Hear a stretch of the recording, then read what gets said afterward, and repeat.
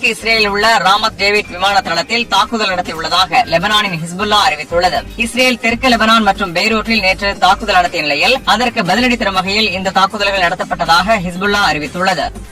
பஹ்ரைனில் உள்ள அமெரிக்க விமான தளத்தையும் நோக்கி மிகப்பெரிய ட்ரோன் மற்றும் ஏவுகணை தாக்குதல் நடத்தப்பட்டுள்ளதாக ஈரானின் IRGC அறிவித்துள்ளது.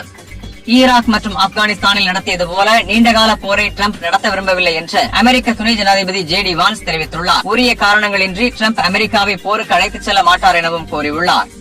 சவுதி அரேபியாவின் ரியாத் நகரை நோக்கி வந்த 8 ட்ரோன்களை அல் ஹர்ஜ் பகுதியில் தடுத்து அளித்திருப்பதாக சவுதி பாதுகாப்பு அமைச்சகம் அறிவித்துள்ளது.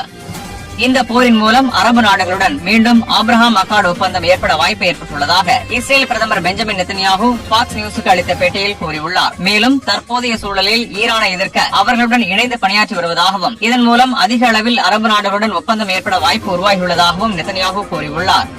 ஈரானிலிருந்து கத்தாரை நோக்கி ஏவப்பட்ட 101 பாலிஸ்டிக் ஏவுகணைகளில் 98 ஏவுகணைகள் இடைமறித்து அழைக்கப்பட்டதாகவும் 39 ட்ரோன்களில் 24 ட்ரோன்கள் இடைமறித்து அழைக்கப்பட்டதாகவும் 3 குரூஸ் ஏவுகணைகளை அழித்திருப்பதாகவும் 2 Su-24 போர் விமானங்களை செயலிழக்க செய்திருப்பதாகவும் கத்தார் பாதுகாப்பு அமைச்சகம் அறிவித்துள்ளது. தெற்கு லெபனானில் ஹிஸ்புல்லா வலிமையாக இருக்கும் 59 கிராமங்களில் இஸ்ரேல் தாக்குதல் நடத்த திட்டமிட்டுள்ளதாகவும் அங்கிருந்து உடனடியாக அனைவரும் வெளியேற வேண்டும் என்றும் இஸ்ரேல் எச்சரிக்கை அறிவிப்பை எக்ஸ் தளத்தில் வெளியிட்டுள்ளது. அமெரிக்காவை இஸ்ரேல்தான் போருக்கு இழுத்ததாக அமெரிக்க வெளியுறவு செயலாளர் மார்க்கோ ரூபியோ அறிவித்துள்ளார். இஸ்ரேல் ஈரானை தாக்க திட்டமிட்ட நிலையில் ஈரான் பாதிக்கப்பட்டால் நிச்சயம் அது அமெரிக்கா மீது தனது கோபத்தை திருப்பும் என்பதால் அதை தடுப்பதற்கு முன்னெச்சரிக்கை தாக்குதல் நடத்தியிருப்பதாக மார்க்கோ ரூபியோ அறிவித்துள்ளார். இதன் மூலம் அமெரிக்காவை இஸ்ரேல் போருக்கு தள்ளியிருப்பது உறுதி என அமெரிக்க நாடாளுமன்ற உறுப்பினர்கள் கருத்து தெரிவித்து வருகின்றனர்.